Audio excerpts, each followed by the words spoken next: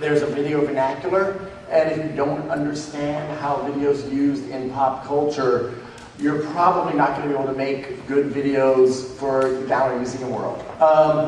And one of my idols in life is a brilliant painter, Marilyn Minter. And I've learned so much from her over the years, and she's also been one of the great teachers at School of Visual Arts. A lot of artists have studied with her over the years.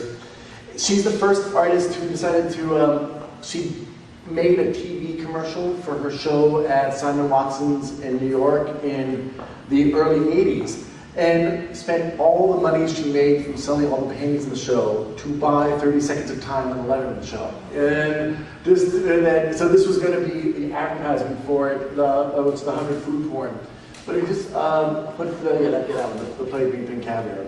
This is from her last show at Freeman Alley, Salon 94 at Freeman Alley, which was a beautiful show. Play? There we go.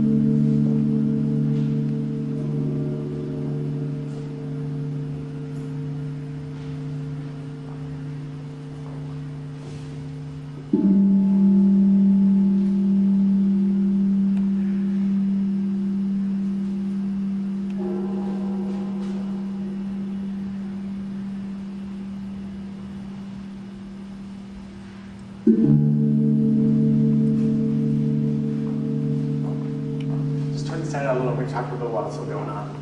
Marilyn Minter became famous, really. She famous in the larger world for paintings she did to critique women's fashion magazines, beauty magazines, and she would do these paintings that were based on makeup ads, and they were like, but the lipstick would be on too thick. At that point, you've got this sort of like, you know, it goes from being attractive to being like icky and strange, or the point where the mascara is running or the eyeshadow is just not right. And it was seen, and she originally was doing paintings from images she found in women's fashion and beauty magazines. And then she would, she couldn't get them quite as icky as she wanted, so she started staging her own photographs. And this very perverse thing happened. The fashion industry, the fashion magazines, saw the images she was making and decided they wanted to use her to photograph these things.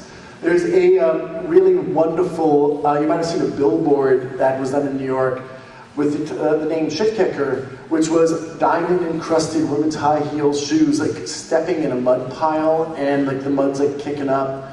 And she also got a chance to photograph all the top fashion models. And Courtney Love posed for one of these, Pamela Lee, all of these great celebrities. She got to put on like too much makeup and just do these really icky fashion ads. And you know how, like, if you look at and I can do a whole other talk on the current state of fashion photography, which is totally fascinating, who's getting hired to work on it. But then Marilyn Minter got to actually go into the magazines, which was kind of great. So for her last show, she decided she's going to make this video, Pink Green Caviar. And the video gets a lot of attention. It was done as a $35 edition, unlimited edition in the gallery, you could just buy it.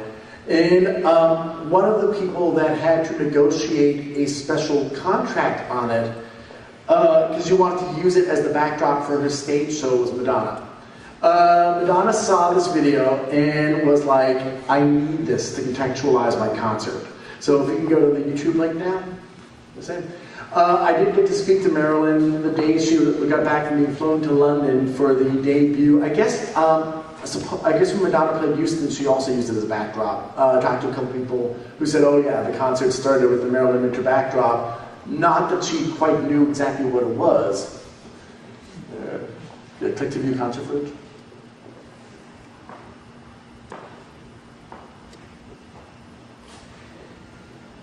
And I think you can't do full screen on that.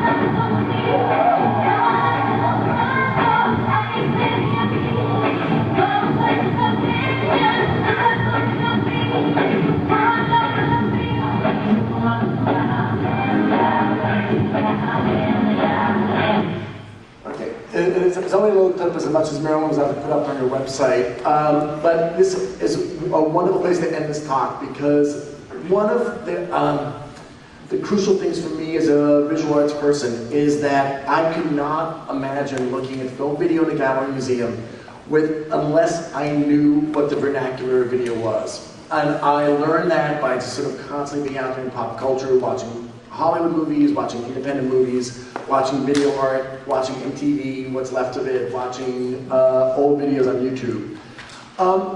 In my mind, the definition of art and looking at these things has to do with a certain responsibility on the part of the consumer. You have to look at and be reading these things in a larger cultural matrix. The same way with the Pet Shop Boys video, you can look at it as one thing and just say, it's a poppy song, or you can see it as about the failed utopias. I'm not going to make a claim that you have to take every video you see that you see as a complicated, dense, packed thing to unpack. But almost everything is available to somehow. And this talk, you have been spared the 4-hour version of it. When I was making my list of videos I wanted to show and talk about, there were so many more and much more diverse forms. But I like to think I made the point that there's an awful lot of complicated, layered, and fascinating back and forth between the visual arts world, video art, film, advertising, and all of the other sort of disciplines, and that all the disciplines are richer because of the cross-fertilization between them. So thanks.